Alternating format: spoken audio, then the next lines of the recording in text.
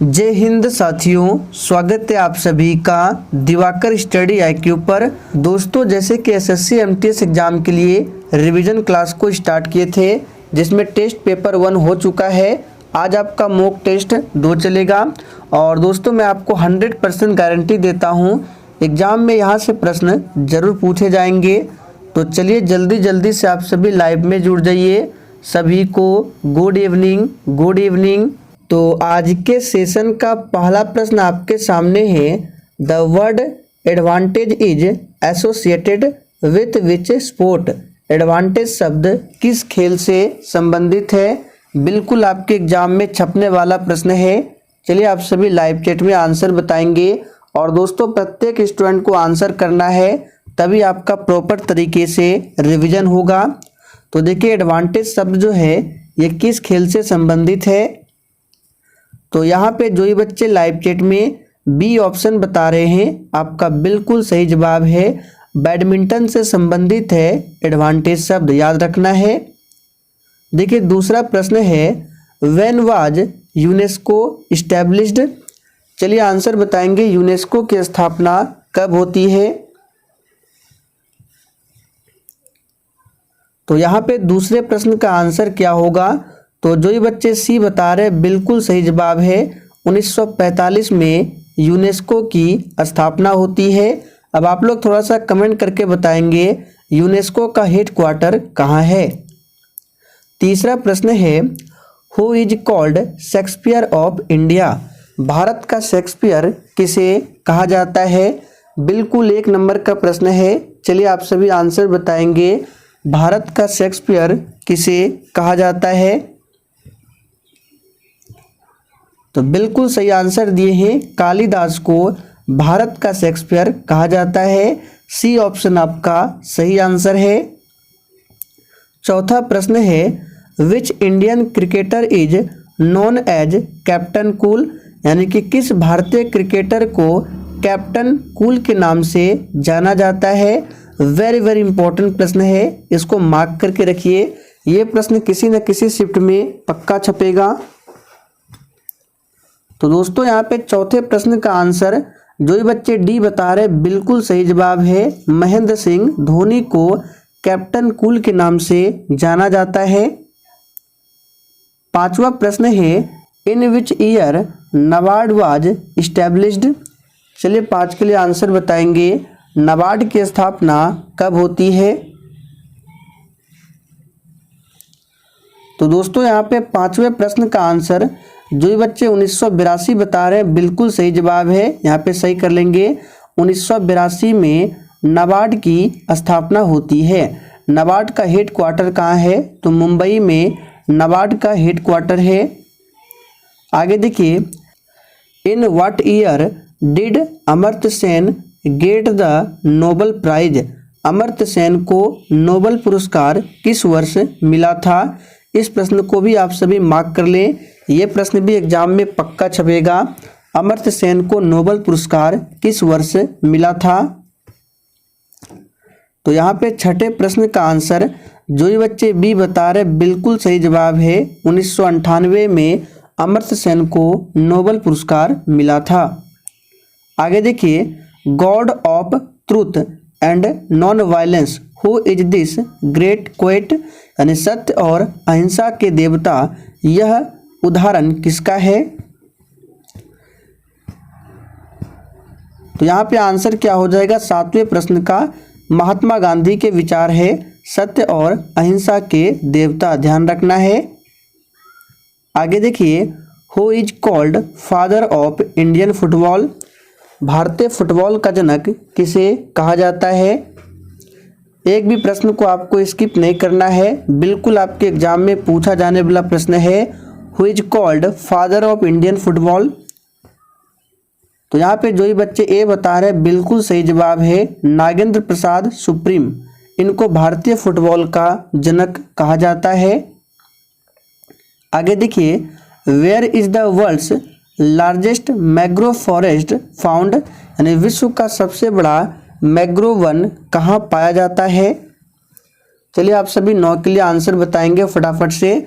और दोस्तों आपके जितने भी प्रश्न सही होते हैं आप लोग कॉपी में लिख कर रखिए। फिर सेशन के लास्ट में आपको अपना अपना स्कोर कमेंट करके हमें बताना है। तो विश्व का सबसे बड़ा मैंग्रोव वन कहाँ पाया जाता है? तो बहुत ही सिंपल प्रश्न है, सुंदरवन में। आगे देखिए, pycnometer is an instrument used to measure the. चलिए आंसर बताएंगे। पाइक्नोमीटर एक उपकरण है जिसका उपयोग किसको मापने के लिए किया जाता है? तो याद कर लीजिए, घनत्व यानी कि डेंसिटी को मापने के लिए उपयोग किया जाता है। आगे देखिए, चारकोल क्या है? चलिए फटाफट से आंसर बताएंगे, चारकोल क्या है?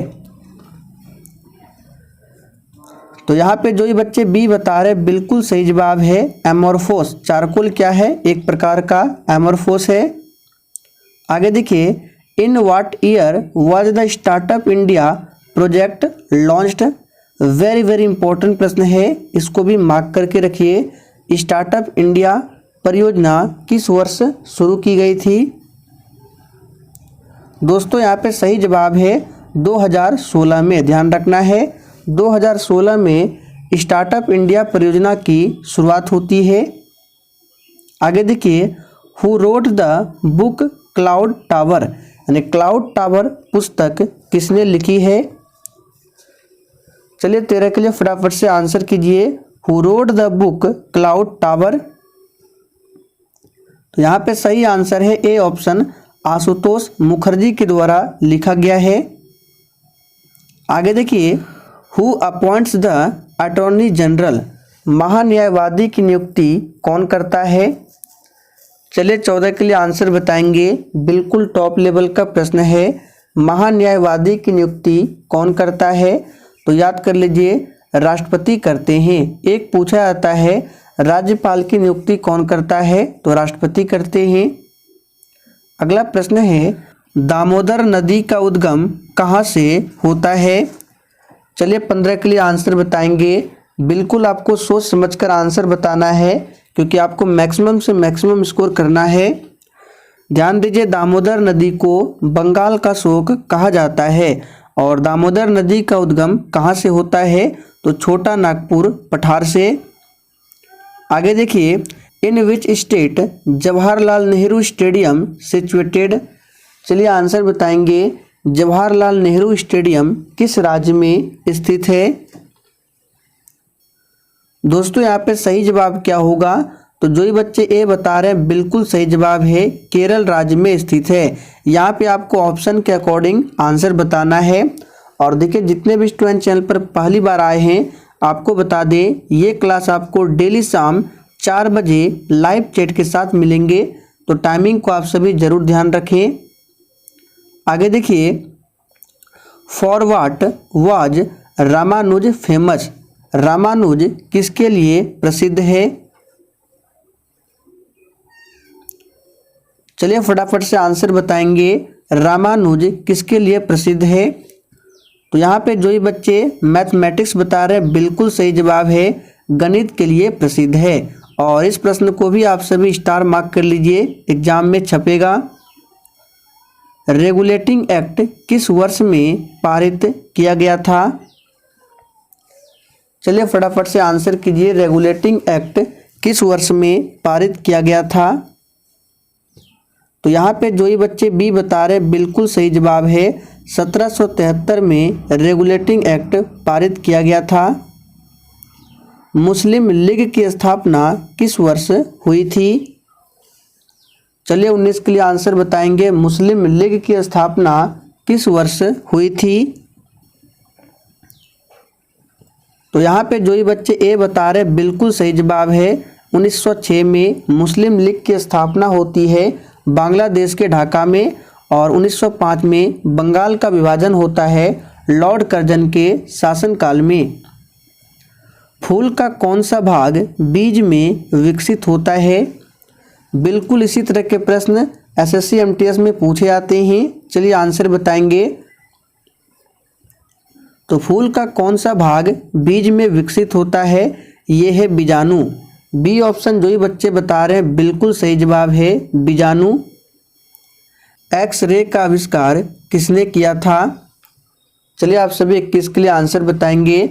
और दोस्तों आज के इस प्रैक्टिस सेट में टोटल 40 प्रश्न है और आपको इसमें कम से कम 30 प्रश्नों का सही आंसर देना है, तो बहुत ही सावधानी पूर्वक आंसर करें। तो एक्सरे का आविष्कार किसने किया था? बिल्कुल सही आंसर दिए हैं, रॉन्टजन ने एक्सरे का आविष्कार किया था। स्कर्वी विटामिन की कमी है, यानी स्कर्वी रोग जो है किस विटामिन की कमी से होता है? बहुत ही सिंपल प्रश्न है, आंसर बताइए। तो यहाँ पे जो ये बच्चे ऑप्शन डी बता रहे बिल्कुल सही जवाब है, विटामिन सी की कमी से स्कर्वी रोग होता है। रेबिला, रूबेला और खसरा किस समान सूक्ष्मजीवी के कारण होने वाले रोग है? चलिए 24 के लिए फटाफट से आंसर बताइए। तो यहाँ पे आंसर क्या हो जाएगा? बी ऑप्शन, वायरस के कारण होने वाला रोग है। शतरंज के खेल की उत्पत्ति कहाँ से हुई है? तो दोस्तों शतरंज के खेल की उत्पत्ति जो है ये कहाँ से हुई है? तो भारत से। डी ऑप्शन आपका सही जवाब है। निम्नलिखित स्थानों में से कहाँ सैम्पन जनजाति पाई जाती है? चलिए 26 के लिए आंसर बताएंगे। तो देखिए दोस्तों सैम्पन जनजाति जो है ये निकोबार द्वीप समूह में पाई जाती है। बी ऑप्शन आपका सही जवाब है। निम्नलिखित में भारत की सबसे बड़ी जनजाति कौन सी है? तो ध्यान दीजिए भारत की सबसे बड़ा एक जनजाति है जो निवास करती है। चलिए आंसर बताएंगे। और देखिए दोस्तों एमटीएस के एग्जाम में जनजाति से संबंधित एक प्रश्न पूछे जाएंगे, तो ध्यान रखना है टोडा एक जनजाति है जो निवास करती है विंध्याचल की पहाड़ियों पर। निम्न में से सुमेलित नहीं है। यहाँ पे देखिए राजधानी से प्रश्न है, त्रिपुरा अगरतला, मणिपुर आइजोल, नागालैंड कोहिमा, अरुणाचल प्रदेश ईटानगर। तो यहाँ पे जो सुमेलित नहीं है ये है मणिपुर। मणिपुर का आइजोल नहीं होता है, मणिपुर का इम्फाल होता है, यहाँ पे लिख देते हैं। और आइजोल जो है ये मिजोरम की राजधानी है। भारत के किस राज्य में सिलिकॉन स्टेट के नाम से जाना जाता है? यानी कि भारत के किस राज्य को सिलिकॉन स्टेट के नाम से जाना जाता है? तो यहाँ पे आंसर हो जाएगा डी ऑप्शन, कर्नाटक को। याद रखना है कर्नाटक की राजधानी जो बेंगलुरु है सिलिकॉन सिटी के नाम से जाना जाता है। काकरापार परियोजना किस नदी से संबंधित है? इस प्रश्न को आप सभी स्टार मार्क कर लें, एग्जाम में ये प्रश्न भी आएगा। काकरापार परियोजना किस नदी से संबंधित है? तो बिल्कुल सही आंसर दिए हैं, ताप्ती नदी से संबंधित है। और ये किस राज्य में है? तो गुजरात राज्य में है। कोयला परियोजना किस राज्य में प्रमुख बहुउद्देश्य नदी घाटी परियोजना है? चलिए फटाफट से 32 के लिए आंसर बताएंगे। तो देखिए ये जो परियोजना है किस राज्य में प्रमुख बहुउद्देश्य नदी घाटी परियोजना है? तो याद रखिएगा महाराष्ट्र। आगे देखिए गंगा के मैदान की पुरानी कछारी मिट्टी कहलाती है। देखिए दोस्तों गंगा के मैदान की जो नई कछारी मिट्टी है उसको बोलते हैं खादर और पुरानी कछारी मिट्टी को बोलते हैं बांगर। तो डी ऑप्शन जो ही बच्चे दिए हैं बिल्कुल सही जवाब है।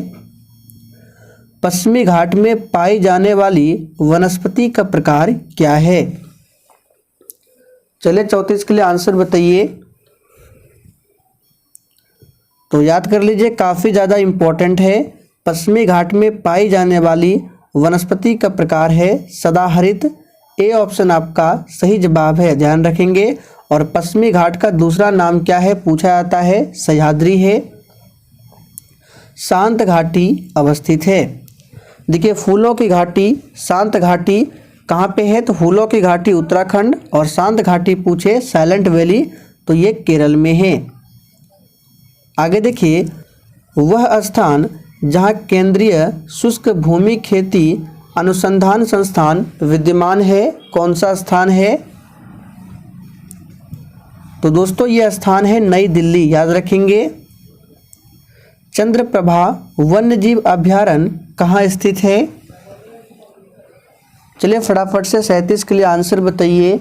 चंद्रप्रभा वन्यजीव अभयारण्य कहाँ स्थित है?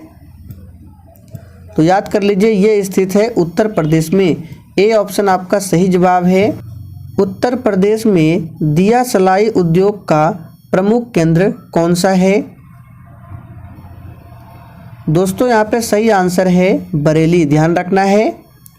आखिरी प्रश्न है, जमशेदपुर किस नदी के तट पर स्थित है? वेरी वेरी इंपॉर्टेंट प्रश्न है, इसको भी मार्क करके रखें।